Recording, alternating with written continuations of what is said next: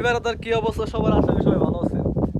তো দেখতেছেন যে আমি প্রাচীন এক গুহার তলে আছি এখন।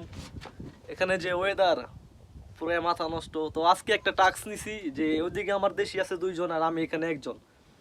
টাস্কটা হইলো এই এই যে পাহাড়টা দেখতেছেন নিচে যে জায়গাটা, ওই যে নিচে নামতে হইব, যে কোন দল আগে নামতে পারে।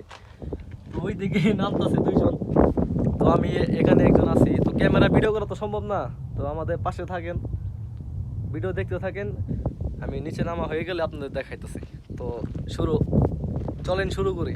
এবার তারা প্রায় অর্ধেক নামা শেষ আমার। ওই দেখতেছেন যে উপরে পাহাড়, ওই যে দেখতেছেন যে উপর থেকে নিচ পর্যন্ত আইছি, আরো প্রায় অর্ধেকখানি বাকি আছে। আর ওইদিকে 2 দেশি আছে, ওইদিকে ওরাও নামতেছে।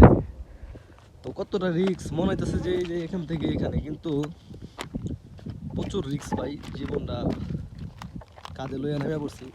তো দেখতে থাকেন কত দূর যাওয়া যায় আজকে। প্রায় আইসা পড়ছি ওই জায়গাটায়। তো এখানে একটা গাড়ি আছে। তো এই যে দেখতেছেন যে একটা ভাঙ্গারি গাড়ি ফালায় রাখছে সৌদিয়ানরা, কোনো কাজের নাই। সেই কই আসছিলাম সেই উপরে, আর ওইদিকে ওই যে 2 দেশি আছে, ছবি তুলবার আছে। তো আর একটু পথ আছে সেই সুন্দর একটা জায়গা যাওয়ার জন্য। তো আমি যাইতে থাকি আর আপনারা দেখতে থাকেন, উপভোগ করেন আজকে ভিডিওটা। তো ফাইনালি সেই জায়গায় পৌঁছালাম। উপর থেকে মনে করছি যে এই জায়গাটা পুরো বালু দিয়ে ভরা, কিন্তু এখানে আসার পরে দেখতেছি যে এই জায়গাটা পাথর দিয়ে ভরা।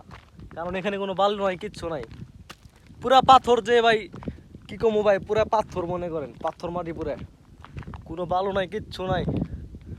এই যে জায়গার অবস্থা দেখছেন। আজকের ওয়েদারটা দেখাই দিই আপনাদের, মাশাআল্লাহ। সেই উপর থেকে আমি এত নিচে নামলাম আজকে।